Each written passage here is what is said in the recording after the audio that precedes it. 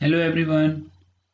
Last lecture में हमने दो केसेस की बात की थी, जिसमें आपका पहला केस था कि आपके जो फैक्टर्स हैं वो लीनियर हैं और डिफरेंट हैं, और सेकंड केस था आपका कि आपके पास लीनियर फैक्टर भी है और दूसरा जो है वो भी लीनियर फैक्टर है बट वो रिपीट कर रहा है। तो हमने उसके ऊपर कुछ न्यूमेरिकल्स भी किए थे। होप सो आपको लेक्चर समझ में आया होगा और आपने प्रैक्टिस की होगी डिफरेंट क्वेश्चंस की।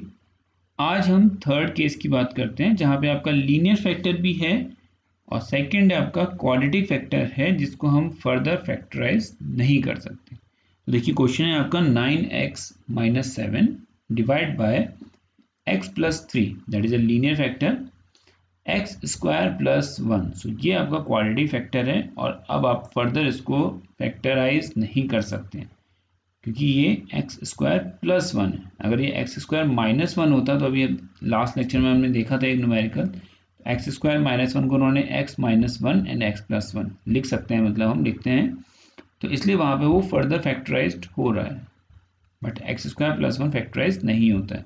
तो देखिए सबसे पहला टास्क हमारा क्या है, हमें सिंपल जो भी उसका पार्शियल फ्रैक्शन फॉर्म है उसे उसके सामने लिख देना है। तो इस केस में पार्शियल फ्रैक्शन फॉर्म क्या होता है, a divide by x plus 3 plus b x plus c divide by x square minus plus 1। Okay, then second step क्या था, सेकंड स्टेप था कि हमें एलसीएम कैलकुलेट करना है। तो देखिए यहाँ एलसीएम क्या होगा आपका, least common multiplication x plus 3 into x square plus 1। Okay, again तो जब आपने ये इसका एलसीएम फाइंड आउट कर लिया तो आपको इसको मल्टीप्लाई करना है, तो a के साथ इसको मल्टीप्लाई करिए। देखिए x प्लस 3 से x प्लस 3 कैंसिल हो जाएगा, क्या बचेगा a into x square plus 1। तो this is a into x square plus 1। ये मैंने आपको पिछले लेक्चर में भी समझाया था, तो हम इसको यहाँ पे एक बार फिर से सॉल्व कर लेते हैं। तो मेरा पॉइंट है a divide by x plus 3 और एलसीएम क्या है आपका x square plus 1 into x plus 3 plus b x plus c divide by x square plus 1, और ये मल्टीप्लाई होगा किससे, x plus 3 into x square plus 1। देखिए ये इससे कैंसिल हो जाएगा, ये इससे कैंसिल हो जाएगा, तो क्या बचेगा a x square plus 1 plus b x plus c into x plus 3। Okay, next अब हमें इसे सॉल्व करना है। तो लास्ट क्वेश्चन में आपको बताया था कि जो भी हमारे फैक्टर्स हैं उनको हम इक्वल टू 0 पुट करके कुछ वैल्यूज फाइंड आउट करने की कोशिश करते हैं। तो देखिए यहाँ पहला फैक्टर हमने क्या रखा है, एक्स प्लस 3 इक्वल टू 0। तो एक्स की वैल्यू कितनी हो जाएगी, -3। तो इस -3 को आप इस इक्वेशन में पुट कर दीजिए। तो देखिए क्या होगा, 9 into -3 is -27 -7 x square, x equal to -3 है तो ये कितना हो जाएगा, -3 का स्क्वायर 9 प्लस 1 से हो जाएगा 10a plus b into -3 plus c -3 plus 3, यानी ये क्या हो जाएगा 0। ओके, तो जब ये 0 है तो ये पूरा इसके साथ क्या है, मल्टीप्लाई में है, तो ये पूरा फैक्टर जब 0 के साथ मल्टीप्लाई होगा तो क्या बन जाएगा 0। तो देखिए सिंपली a की वैल्यू कितनी आ गई आपकी, -34 divide by 10, it is basically equal to -17/5। Okay, now अब जब एक कांस्टेंट की वैल्यू आपने निकाल ली तो दूसरे की आप यहाँ पे मैनिपुलेट करके सॉल्व करके कैलकुलेट कर सकते हैं।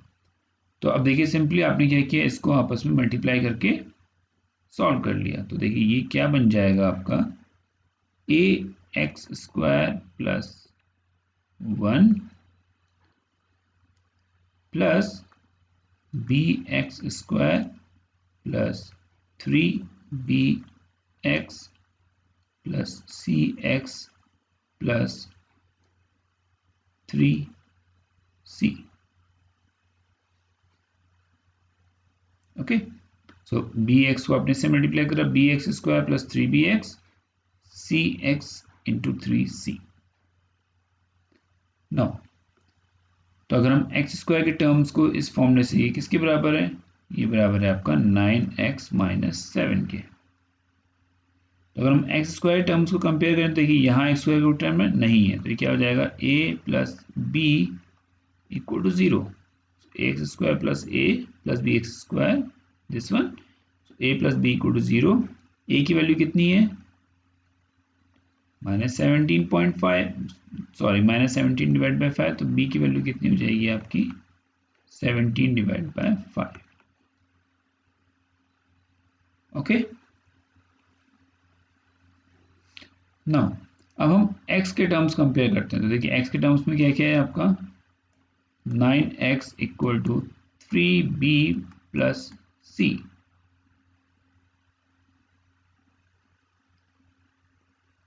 Okay,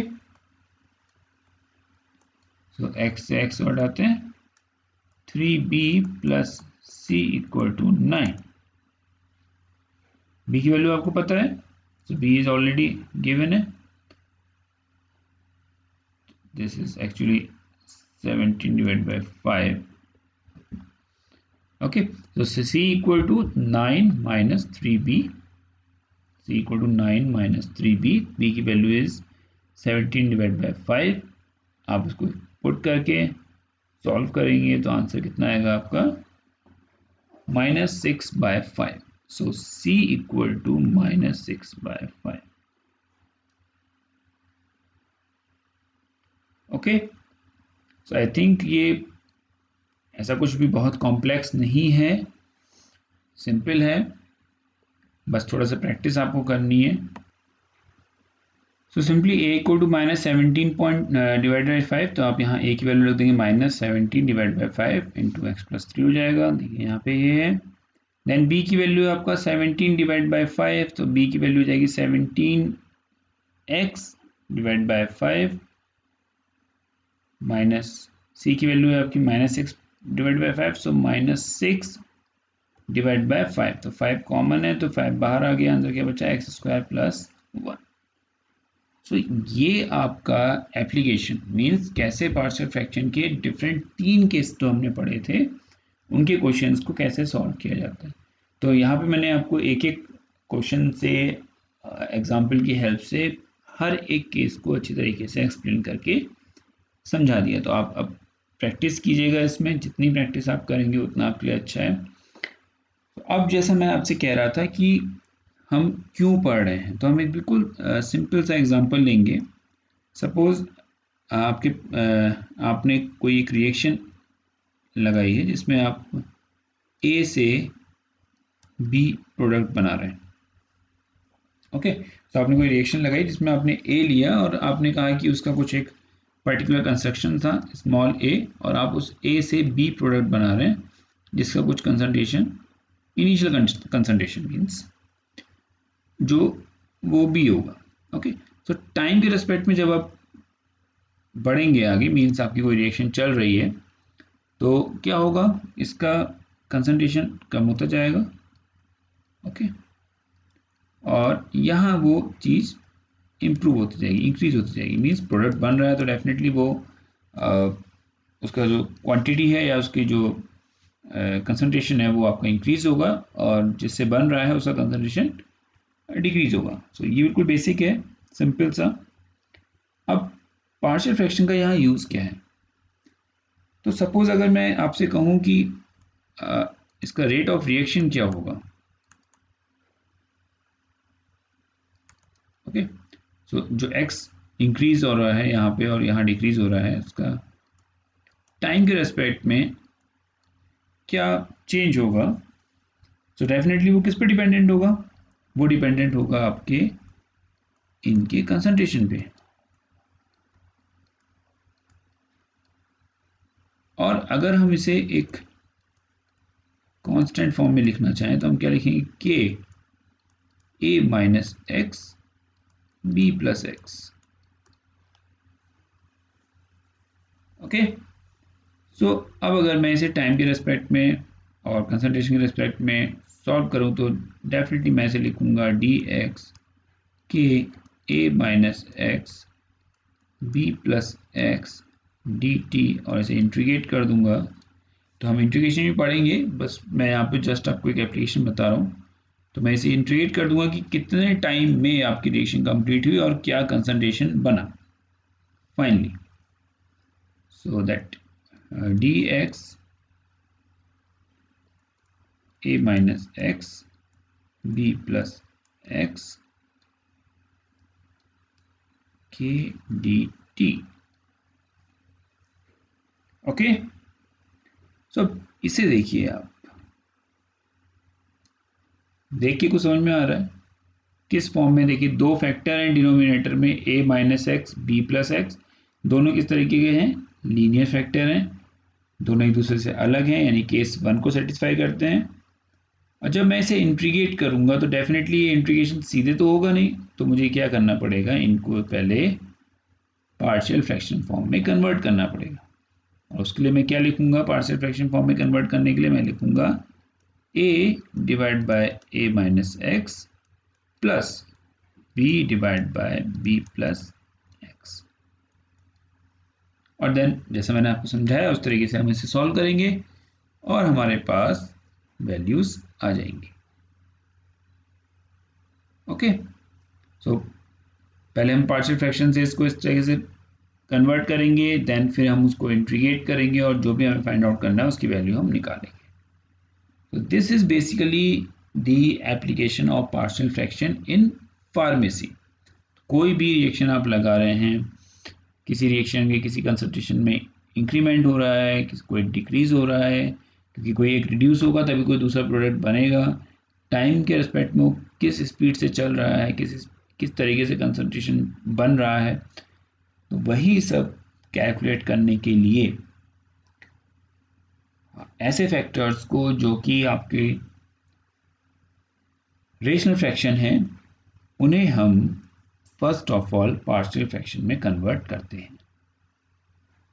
so I hope in 3 lectures में आपको अच्छी तरीके से ये आइडिया हो गया होगा प्रॉपर फ्रैक्शंस क्या होते हैं, पॉलिनोमियल क्या चीज़ है, पावर क्या होती है।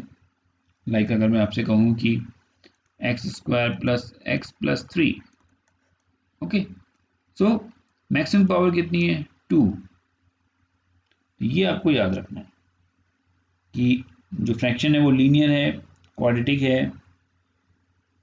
Okay, so this is all about the first topic of your unit 1, that is partial fraction. Next lecture में हम लॉगरिथमिक के बारे में पढ़ेंगे और इसमें देखेंगे कि किस तरीके से हम फार्मेसी में लॉगरिथमिक को यूज़ करते हैं। सो आप क्वेश्चंस की प्रैक्टिस कीजिए, जितने ज़्यादा क्वेश्चन की प्रैक्टिस आप करेंगे उतने ज़्यादा आपके कॉन्सेप्ट क्लियर होंगे, क्योंकि मैथ्स में थ्योरी नाम की कोई चीज़ तो आई थिंक नहीं होती है। डेफिनेशन जस्ट मैंने आपको पता ही दी है तो आप उनको याद कर सकते हैं, बट जितने सिंपल से सिंपल क्वेश्चंस आप सॉल्व करेंगे।